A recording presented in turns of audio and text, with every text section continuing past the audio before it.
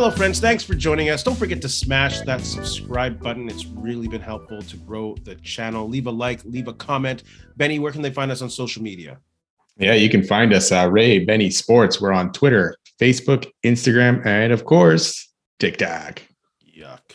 We are going to talk about the Grey Cup game just finishing about an hour ago. Toronto Argonauts, this year's Grey Cup champions, being the Bombers 24-23. Obviously, things aren't happy in Bomberland. Any thoughts on the game?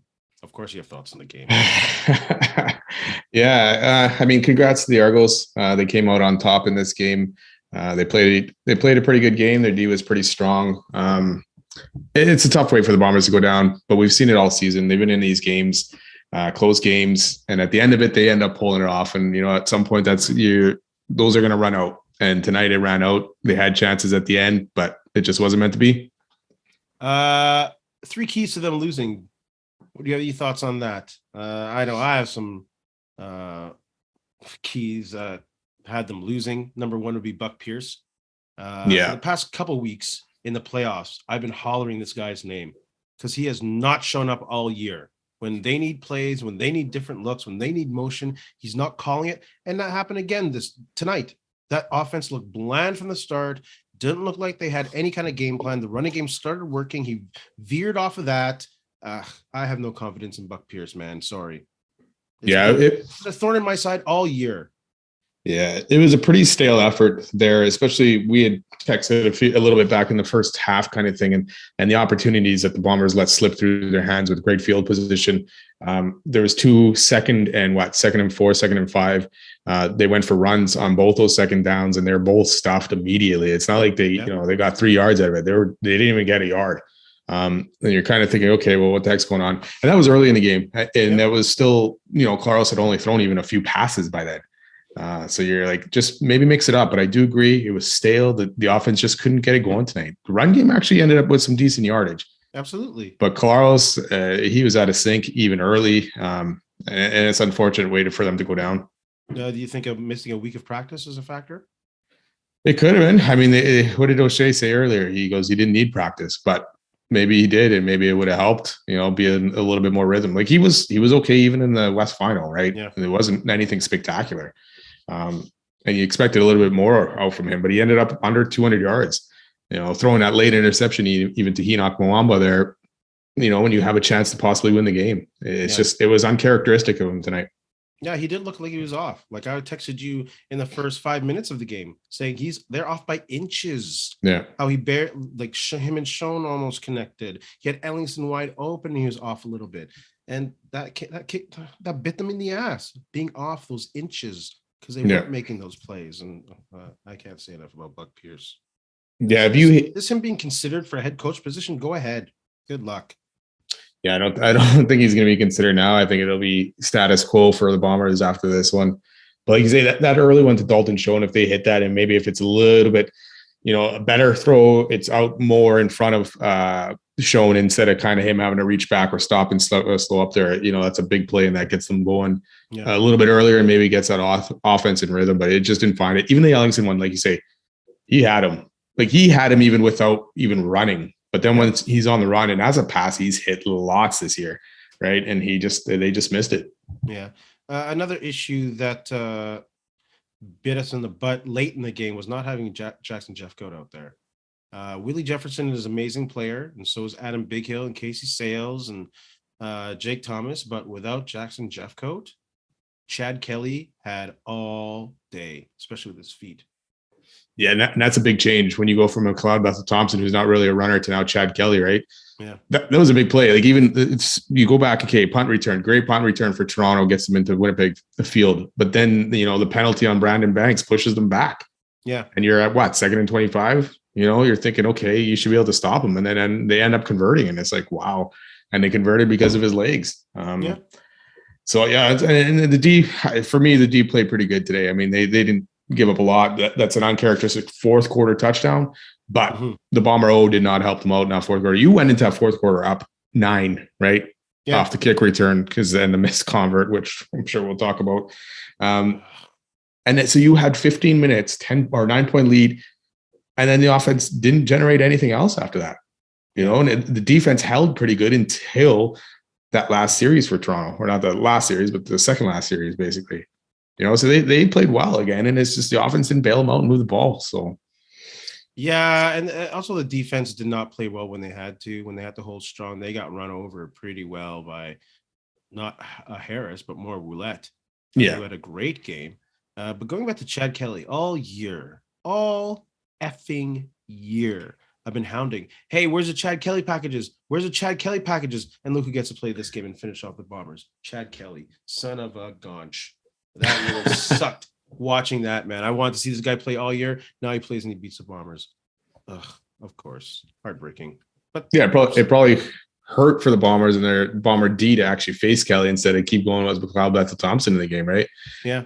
It changes things up, and it's probably something you weren't totally prepared for. And like we say, he can move, he can run, and he ended up getting the job done on his, the one drive he needed to. Props to the Argos O-line. They physically dominated the Bombers D-line for a lot of the game, especially when Jackson Jeffcoat wasn't there. They were able to slide that protection more to Willie Jefferson, and they dominated in that second half. Yeah, it just goes to show when you have Willie and Jeffcoat on there, obviously great tandem kind of thing, but when you don't have that other help, it puts a lot on Jefferson's shoulders, and it's tough for him to get it done, especially if you're going to start to double team him. You need one of those other guys to step up, and get the job done. Because Jeffcoat's or Willie Jefferson's going to be taking two guys at least. Mm-hmm. So that should open things up for other guys. But like you say, the O-line kept it pretty clean.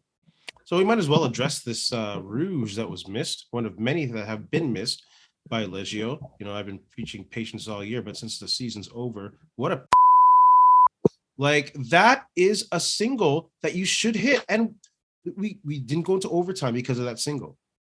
You got to think though, Toronto missed a few field goals too. So if they hit those, if you're going on the kicker, if Beatty misses or hits his, then the Bombers are still down. Yeah, but Beatty hasn't been the issue for the Bombers all year. This guy missed huge kicks early in the year, and Michael Shea said he'll be okay. He'll be okay. And another big kick comes here and he misses. I could care less about Beatty. This Leggio, he's got to go. He's got to go. He can't kick big kicks. Yeah, I think you have to put. I mean, you need your kicker to hit those pressure kicks, right? And like you say, maybe he missed earlier. He missed the Montreal field goal in that game, all that kind of stuff. And he seemed to play well and hit a lot of field goals, but when it came down to pressure points, that's where he kind of caved a little bit. And unfortunately, he caved here. I don't even know on that field goal, that last attempted field goal, if it was too low or what. Even the punt, right before Toronto scored their touchdown, that punt. Yeah. Wasn't the greatest of punts either there, middle of the field that, Toronto ended up returning for a good chunk. So, yeah, that was a huge punt return. Yeah. I mean, we thought at some point this is going to come down to Leggio maybe making a miss. And, even on that last field goal, I'm like, okay, this is going to end out well for him. He's going to redeem himself here. But at the end of the day, it wasn't going to happen for them. Sorry, go ahead. Even if you got that kick higher, that was not going in. No, that was going wide, way left, and it might not even have made it through the end zone. Yeah, that shouldn't happen on a field goal of that distance. You should have enough leg in that to hit that, and height. Yeah. I'd be very disappointed if he's our kicking option next year. Yeah, it'll be an interesting offseason to see what they do with some of the guys that are free agents and Leggio and that. Let's hope Hiralahu doesn't get another sniff in the NFL. Come on. Where was Dembski this game? Like, where was the game plan of Dembski? He was your best Canadian last year in the Grey Cup, and there wasn't much going on for Dembski. Yeah. And even the sweeps or the rushes from him from behind, those have worked all year. Yeah, but they were ill-timed. Yeah, they're ill-timed. They're totally predictable. And up the gut, it's just horrible. Up Pierce again. Not putting players in the position to win. But I agree. Dembski was ignored. 3 touches by the third quarter. What is it was horrible. And then you got to talk about the Prukop interception as well. What are you doing? It's late in the fourth quarter. Don't get cute. Or it's in the fourth quarter. Don't get cute. Just play your game. Let Colaros play it. Run a little Vera. Do that stuff. Yeah. I know you're thinking you're smart here, you're going to catch them off guard, but it backfired. And they have momentum there too. Yeah. Yeah. So it changes it all around. And you put pressure back on your defense again to have to make stops. Like the Bombers looked good when they had a good mix of the run and the pass. Yep. But then they got away from that run. I don't know what to say, man. I'm just so disappointed in this team. They didn't look prepared. It does feel like the week off did hurt Caleros and the execution of plays. They just fell flat.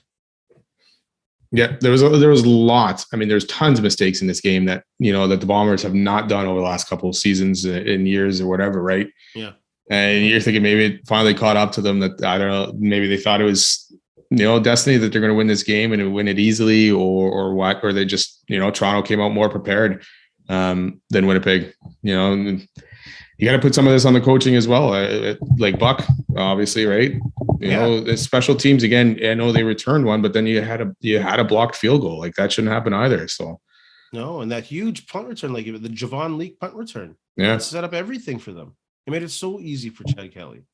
Yeah, that's the thing. You had the game in control. 6 minutes left. If you stop them, get them down there. I know they just missed the tackle on that when he caught the ball there. So you get that, and it's a different ball game right there. Yeah. And you make Toronto drive down the field longer. Maybe it makes it tougher for them, but they didn't have to go very far afterwards. And he caught a break too with that Brandon Banks penalty, and they just couldn't take advantage. And they caught a break with that face masking penalty as well. That too. That's the other. Even the last drives, you got after the touchdown, you got the Claus interception right away. It's like, oh, that's disappointing. And then if it wasn't for that face mask, that drive was going nowhere as well. Like, where was the offense we were accustomed to? And the D line, or the O line blocking was terrible on those last few series. Yeah, and Toronto took everything away from the middle of the field for the Bombers. Yeah, they're like, yeah, go ahead, throw it wide, throw it deep on the outside, but they weren't giving anything away in the middle. Yeah, and at the same time, that probably stopped the Bombers from running up the gut a lot. Yeah, Toronto came with a very good game plan, especially on D. Yeah. They shut that Bomber offense down. So it's unfortunate to see that, but when your quarterback's throwing for under 200 and then no TDs and an interception, you're not going to win too many games. Yeah. Thoughts on the Bombers next year? Do we just bury this game already? There's a lot of change in the offseason, obviously.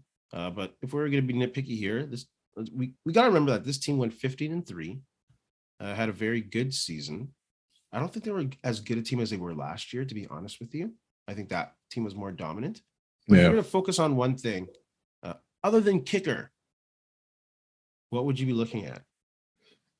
I want to see more of this offense. Like they lacked consistency basically all year, and there was so many games that could have went either way. That they could have lost this year, right? Yeah. And I agree, they weren't as dominating this year as they were last year. Especially last year, once the middle of the season got there, they were on a heater basically for the rest of the season. And kicking teams' butts. This year it was a lucky play here or last second play here that ended up winning them some games. Mm-hmm. So I need to see more of this offense next year. I need to see that O-line get back to their dominant form, and allow Claro some time, to look for his receivers. They had a great set of receivers. Yeah. And unfortunately, that's why it's tough to see them put up so little yardage in a Grey Cup game with good weather, besides being a little bit cold. Mm-hmm. So to me, that offense, consistency, Buck Pierce, maybe another year in that system, more out of that unit. How about you? I'd love to bring in Paul LaPolice. Bring him back. He's unemployed. Well, he has a job at TSN. Yeah, he's probably got a good job there. Too. But still, if you can get him, bring him back. But I know that's not going to happen because O'Shea is very loyal, which is why Leggio stuck around to the end of the year. This is a great culture that he's built, but sometimes loyalty can bite you in the ass, and it's done that with Leggio. And I don't know if he'll be able to be like, Buck, sorry, you're going to take a step down or move to another team because we're bringing PLP back. Because I would have no problem with that happening. It'd be interesting to see if they approach it at all. But Paul LaPolice is probably going to get a decent gig even with TSN. Plus, he's, like you say, he's getting paid by Ottawa still. So, he might sit one out and kind of wait for a different opportunity. But when he was here, Lapo here, the offense was running pretty good. I'm sure O'Shea will look at it. I mean, he'll review all that stuff, and if he feels that's the right move to make, he might end up doing it. But I hope. It's probably slim, but yeah. I do too. But he knows what the culture's like here. That maybe draw him back, and he loves Winnipeg. His wife is from Winnipeg. They have roots here, so again, maybe it's a perfect. He came back before, and he was fired as the head coach. Yeah. So it's nothing about pride with PLP. No, and the fans of Winnipeg when he got fired were quickly ready to drive him out of town too. So I know, but he still came back, and hey, he ended up getting the job done for us and helping us win that Grey Cup. Yeah. The other question is, a lot of these guys are starting to get a little bit older too, right? Like Stanley Bryan, we talked about. I know he came out this week and said nothing. He wasn't planning on retiring, or he had no thoughts of retiring at that point, kind of thing. But a lot of these guys are getting older, and they're also going to be starting making a lot more money. So it was Oliveira was signed only for 1 year, or what? Was it 1 or 2 years? Can't remember now, but hopefully it was 2. He'll sign back for sure. He'll sign back. But I agree, they are getting a little older. Hopefully they'll get more consistency in the secondary. Injuries really hurt them this year. Obviously not with a 15-3 record, but there was a consistency that was missing there. And it's nothing that was exposed in the Grey Cup. Don't get me wrong, the secondary played fairly well. But consistency would be nice. Yeah, this is another thing, and I never really thought about the guy, but Jonathan Kongbo would have been nice to have. The rotational player. Yeah, exactly. And we also lost Richardson this year as well, right? And he went to BC. Yeah, and Desjardins on the O-line. So, yeah. So speaking of which, Jeff Gray did not look good this game. Yeah. He was steamrolled a couple times. A lot of those runs up the gut were just pushed back horribly. You talk about those 2nd and 4s that went up the gut. And you were right. It wasn't like 3 and they were short by 1. It was like 1 yard behind the line of scrimmage. Yeah, they were hit 1 hard. yard gained, maybe. Mm-hmm. And that's the guts of the O-line. And also, I noticed they did not play the heavy O-line set that they used for about 3 or 4 weeks as much, which I think is shameful. Because Couture was playing center. He's been playing center since the BC game. They went to BC. Yeah. So Kolinkowski was an extra lineman. So I didn't see them play that formation as much. Yeah, especially later in the game, you thought maybe they came out with the Argos getting some pressure. Even in that last series, like really you needed to run even where you were at Toronto's 41. Mm-hmm. Bring that heavy set in, and maybe you can get at least closer to 10 yards and get that field goal a little bit closer. Yeah. I mean, they gained 1 yard on those 2 plays, and one of the, and Carlos ended up almost throwing an interception on the second play there. So it's like, it's a frustration. I think the Bombers let this one slip, and they went through their fingers. They let it slip when they probably could have won this game. I mean, Toronto didn't do a lot. Absolutely. Toronto, props to Ryan Dinwiddie, did not make many huge mistakes. Yeah, exactly. He finally learned. Yeah. Other than that huge punt return other than that, they were pretty clean. Not too many penalties. Face masking got them later on, but they played turnovers as well. I mean, they won that turnover battle, and McLeod Bassett-Thompson, wasn't forcing things when he was in the game. Mm-hmm. Yeah, and then even to put Chad Kelly in afterwards, he made no mistakes either, right? So yeah. I was worried when I saw Chad Kelly in there, to be honest with you. I was worried because you don't prepare for a quarterback that, and that's a totally different skill set. Yeah. Well, especially, you've lost Jeffco now at this point too, right? Yeah. So that's one of your premier guys up on that D line is gone, and now you got a running quarterback to deal with. You had to suspect maybe his passing wouldn't have been the greatest; it would have been out at rhythm. But the frustration that he can convert that 2nd and 20, 25 or whatever it was. That hurt. That was a stake in the heart right there. Yeah, when you see that play and Banks getting it, and then Toronto wasted a challenge on that play even. Yeah. You're thinking, okay, this is going Bombers' way, and then they convert it. It's that type of season. It'll be interesting. I know they got to make some changes going into the offseason. Yeah. I'm pretty sure Ellingson was only a 1-year deal too. Dalton Schoen's probably going to get some NFL looks for sure. So it's got to go find another diamond in the rough on that wide receiver core. Yeah. Dalton Schoen's had two camp chances in the NFL? He was undrafted, and then he had a couple chances, I think, around the COVID kind of time or whatever, but nothing much there. So maybe he might. if he doesn't get a sniff, he'll be a good CFL receiver for a long time. He didn't make the CFL All-Star team? No.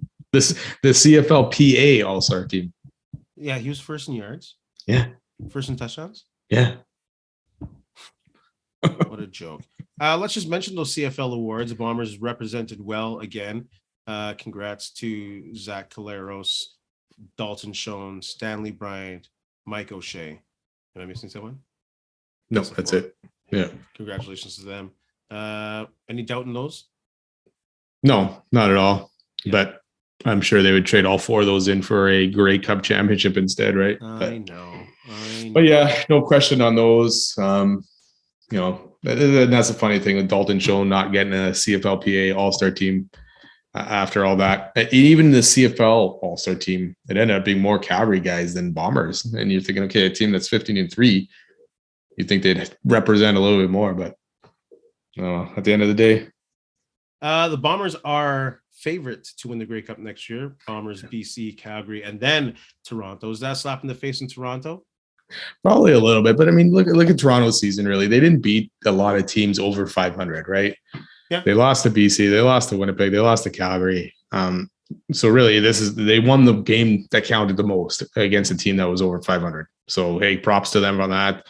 But I'm not sold on them for next year either. You still got McLeod Bethel-Thompson, so we had a good year this year. Yeah, who knows if he's going to be that? Unless it's Chad Kelly next year.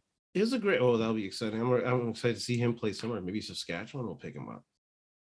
Yeah, I guess Bo Levi could still end up in Toronto too. Ugh, just don't. Why would you? Why would you? That's horrible. Let's try and leave on a good note. Is there a Bomber memory, game, situation, quote, transaction, event that happened in this year? A memorable event that puts a smile on your face? I can go back to last week and watching that West final, the Janarian Grant punt return for a touchdown. You know, the Bombers beating Rourke at the end and stopping him. Like that the excitement to me is still there of watching them win that game. I know this game obviously dampens that, quite a bit, but to me, I'll still remember that game for years to come. Yeah, that the West Finals is going to be a great memory. The 2 past West Finals being there and the loudness of that stadium. It'll be loud next year. They'll be a good team next year. The dynasty talk is not dead.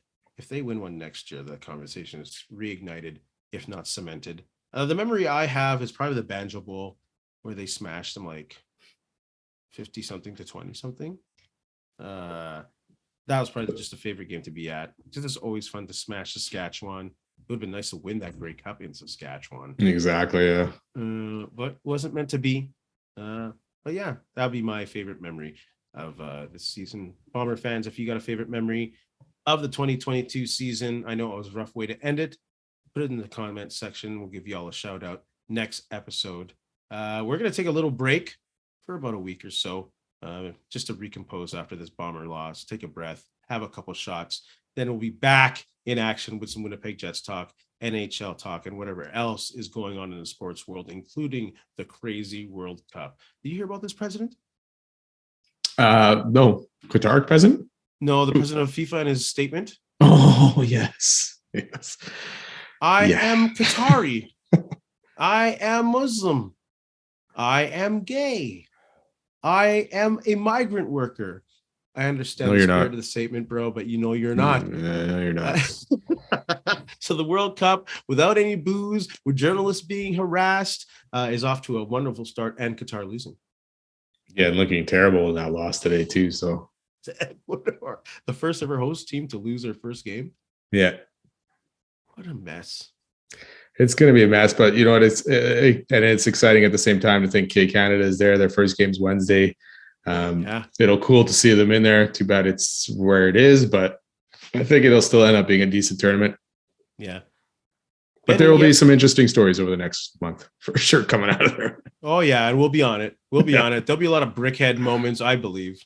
Yeah. Oh, for sure. Goodness. Bomber fans, have a couple of shots, take the loss, and then we'll be back next year to have some fun. Benny, you have anything to say to our friends? You know what? Thanks a lot for listening. Don't forget, subscribe, follow, check us out, and have a good week. and to steal the famous words of Ed Whalen. In the meantime and in between time, that's it. Another edition of Ray and Benny Talk Sports. That's tough. I don't have anything to say. It's so hard to talk about this game. Son of a... I want to swear so much. You did. Yeah, no, I could have sworn more. F-bomb didn't drop, bro. It was in the air, though.